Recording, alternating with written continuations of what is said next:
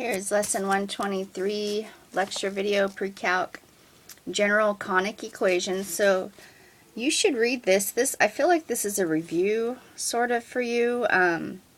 It's showing general form of different conic equations, and then it shows standard form. Standard form is the one that we like, that helps us with our graphing. So you got a parabola, circles, ellipses, hyperbolas, and then they talk about these degenerate ones, and they give an example of, like, if you had a circle with a radius of 0, that would just be a point, so that they would call that degenerate. And they go down to explain how we're not going to really have degenerate conic sections in this book except for these ones right here, these weird hyperbola ones. And they always look kind of like this, and so you should read this. I'm going to try to make this video this lecture fit into one video, so I'm going to let you read that on your own. But basically, what happens is you just end up with x times y equals 5. You could solve that and say y equals 5 over x, and then you can see that that's going to give you a, x in your denominator.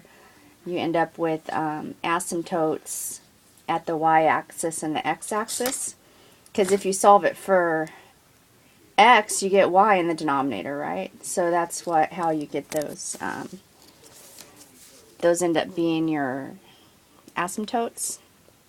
Okay, and then we're going to do one, but they always end up looking like this. They'll end up either in quadrant 1 and quadrant 3, or they'll end up in quadrant 2 and quadrant 4. They're always going to look diagonal like that.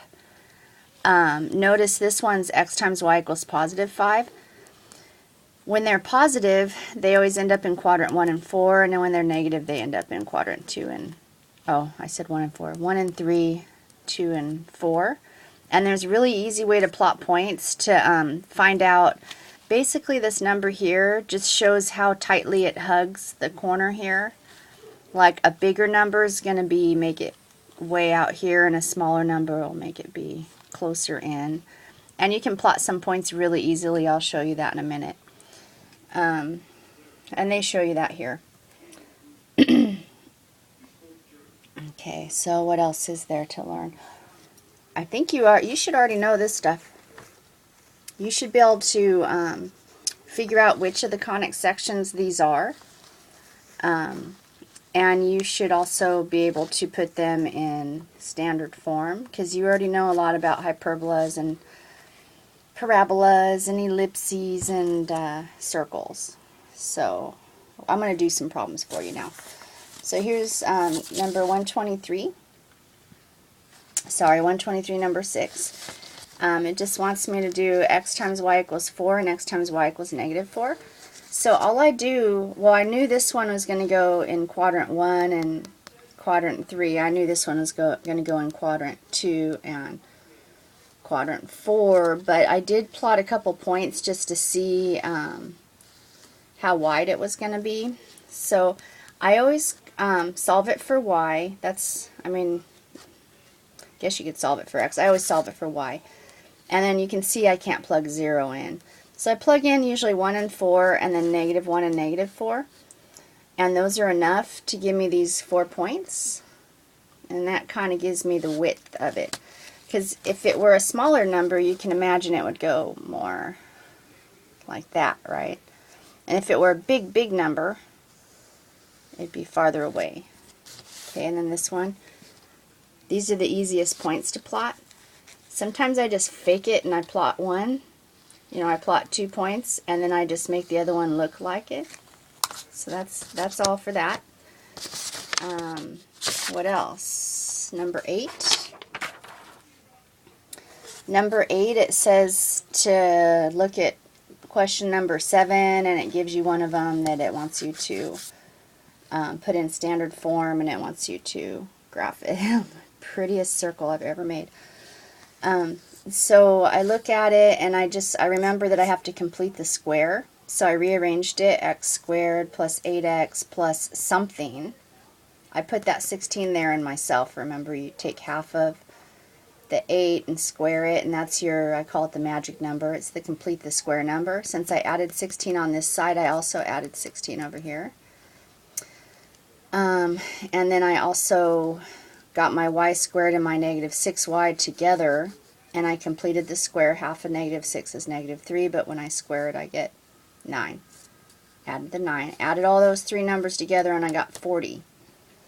Okay, and then these, when I write them as a factored form, then I get x plus 4 and x minus 3 all squared, and that's equal to 40. Okay, 40, I had to put it in my calculator because remember it's x squared, x plus h squared plus y minus, or x minus h squared plus y minus k squared equals r squared. So the square root of 40, it turns out it's about 6.3. And I know this is h and k, so the center is at negative 4 comma 3. So I went negative 4 comma 3. And then I know I have to go square root of 40 6.3, so I have to go to the right by about 6.3. So I just counted like 1, 2, 3, 4, 5, 6. That's 7. So I said that was about 6.3.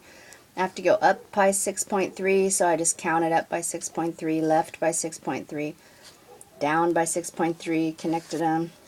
Yeah, I know. I'm an artist. And that's it for that one. The next one is 123. Or lesson 123, number 10. Again, it just wanted you, it gave you it wanted you to look at number 9, I think, and take this little quadratic right here and put it in standard form. So quadratics are parabolas. And so I remembered I had to factor out the coefficient of x squared. So I just factored it out of these first two terms. So it's like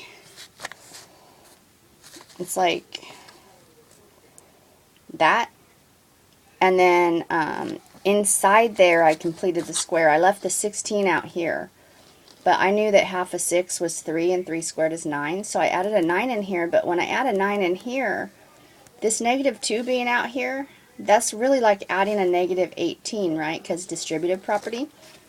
So I had to, and if that's a negative 18, I had to add a positive 18 over here to like make up for it. Or you could say I added a negative 18 over here, but then I added it to both sides.